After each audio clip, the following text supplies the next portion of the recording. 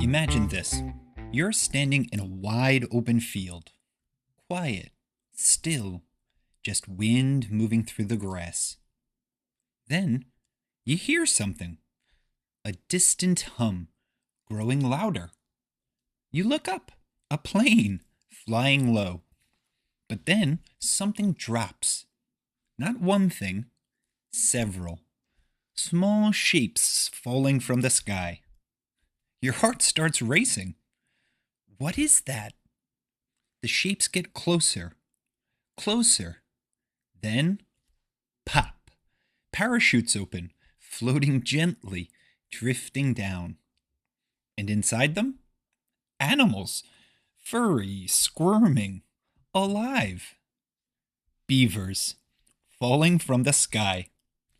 Believe it or not, this actually happened.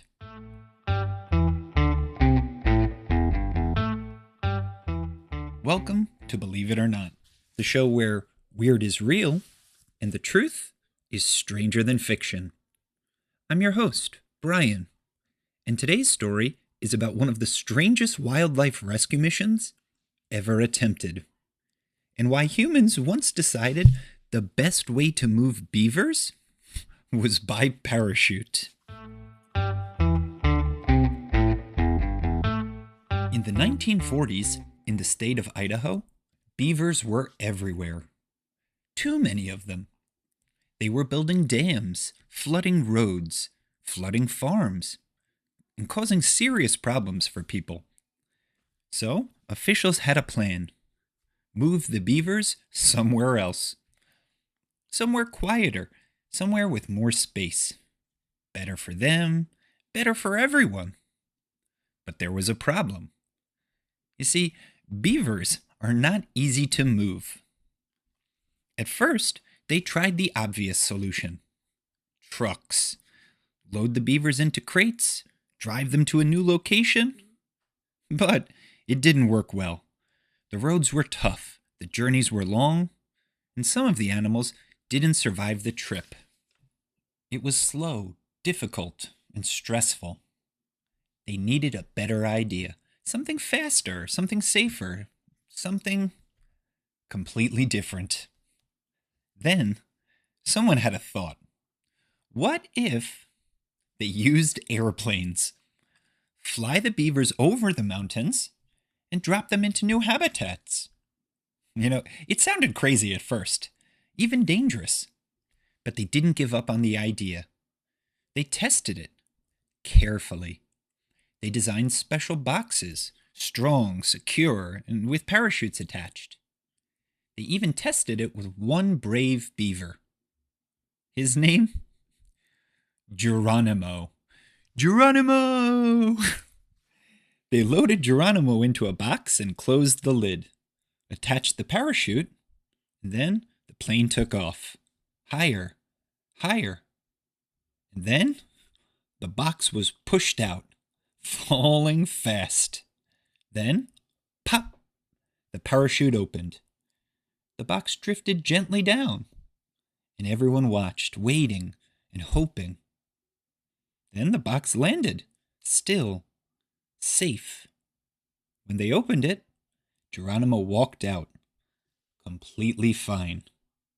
It had worked. After that, they did it again and again, with dozens of beavers.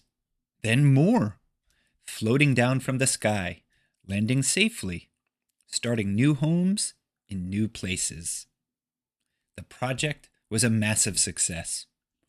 The beavers survived, the ecosystems improved, and one of the strangest ideas ever conceived actually worked.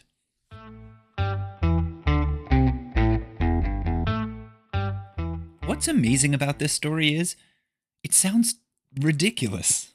Dropping beavers out of airplanes? It almost feels like a joke. But someone looked at a hard problem and didn't just choose the obvious answer. They asked, what if we tried something completely different? And that question, it changed everything. You see, sometimes the best ideas sound strange at first, because no one's tried them yet. So here's a question for you to think about. What's the strangest idea you've ever heard that actually worked? And how do we know when a crazy idea might be the best one?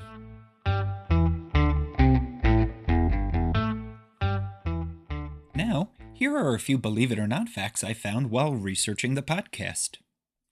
Remember the first parachuting beaver named Geronimo?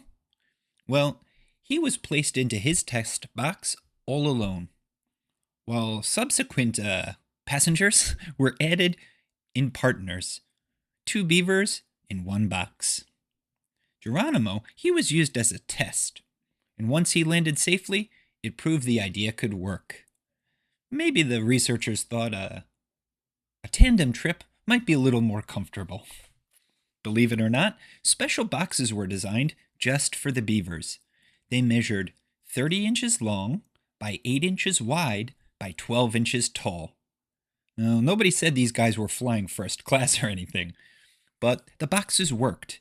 They opened automatically when they hit the ground, letting the beavers walk out on their own. Believe it or not, more than 70 beavers were relocated using parachutes. On August 14th, 1948, a twin-engine Beechcraft took off with 8 crates of beavers, a pilot and a conservation officer. In the following days, 76 beavers were parachuted into meadows, 75 of which survived. The only casualty of the operation was a beaver that forced its way out of the box while parachuting, and then, sadly, fell to its death. But think about that. An entire population was moved from the sky. Believe it or not, the project took place in Idaho in the late 1940s, at a time when wildlife management was still kind of figuring things out. This idea stood out as wildly creative. So much so because when they were relocating these beavers, they thought ahead. They thought, we need 4 beavers per group, 1 male and 3 female.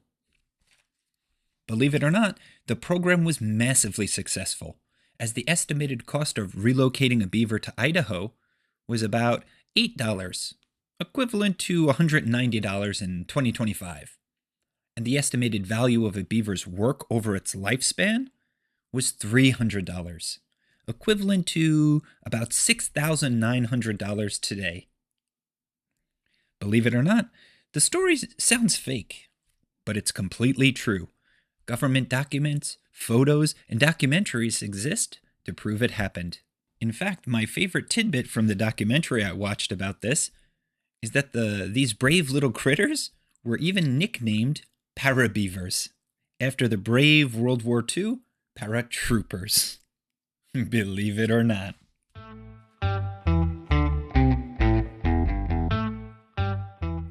If you're enjoying Believe It or Not, follow or subscribe wherever you listen, and share this episode with someone who loves animals or wild true stories. Next time on Believe It or Not, imagine shining a tiny red dot across the floor. A cat sees it, freezes, eyes locked, then suddenly pounces, chases, slides across the room trying to catch it. But no matter how fast they move, they can never grab it. Why?